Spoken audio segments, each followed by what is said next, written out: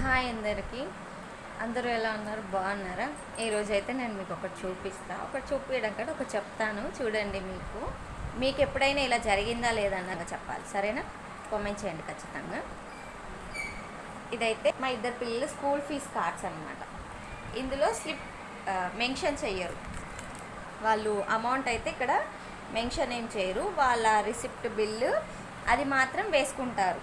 అయితే every time ఏం జరుగుతుందంటే, అబద్ధం ఎందుకని ఇలా ఎంతమంది ఉంటారు అన్నది అయితే తప్పకుండా కామెంట్ చేయాలి. ఎవరు నన్ను తిట్టుకోకూడదు. నేను ఫీజు కట్టే అమౌంట్లో, బుక్స్ తెచ్చే అమౌంట్లో కొంత అమౌంట్ అయితే దొబ్బేస్తాను.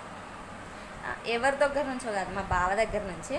ఆయనకి ఏంటంటే విపరీతమైన మతి మరుపు తెలుసా, అసలు ఎంతలా అంటే అంతలాగా.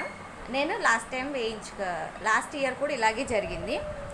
3 టర్మ్స్కి ఉంటుంది ఫీజు. 2 టర్మ్స్ కట్టినప్పుడు ఓకే, నేను దొబ్బేశాను 500,000 అట్లా ఒక టర్మ్ మీద, కొన్నిసార్లు కుదిరితే అలా. అయితే లాస్ట్ ఇయర్ థర్డ్ టర్మ్ కట్టేటప్పటికి నాకు స్లిప్స్ ఇచ్చారు. అయితే స్లిప్స్ తీసి ఇట్లా కార్డ్స్ పే చేసేసాను అని చూపించేశారు. ఆయనకు మనం కంప్లీట్ అమౌంట్ చెప్పినా ఆయనకు గుర్తుండదు, మర్చిపోతాడు. అంటే మర్చిపోవడం కంటే ఇగ్నోర్ చేస్తాను, నేను కట్టుకుంటాను కదా పోతుందిలే అని. అయితే అందులో ఇక్కడైతే నేను స్లిప్స్ తీసేసి దాపెట్టుకుంటే మా చిత్తల్లి తెచ్చి చూపించేసింది. స్లిప్స్ చూపించేస్తే దొరికిపోయాను. నీ దగ్గర ఎక్స్ట్రా మనీ ఉంది, 1,500 ఉండాలి, తీసేయు అన్నాడు. సరే అని చెప్పి పోయినసారి అలా దొరికిపోయాను. ఈసారి నా ఫేట్ ఎట్లుందంటే మీరు నమ్మరు అసలు.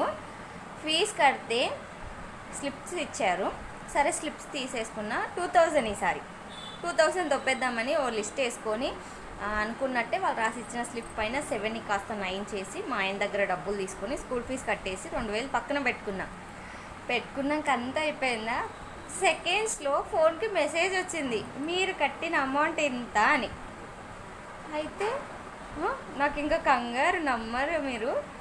అంటే కొడతాడు తిడతాడని కాదు, దాపెట్టిన అమౌంట్ దొరికిపోయింది కదా, దానివల్ల అసలు నాకు అర్థం కాలేదు ఏంటి అని వెంటనే ఫోన్ చేసి నీకు ఏదైనా మెసేజ్ వచ్చిందా అని అడిగా.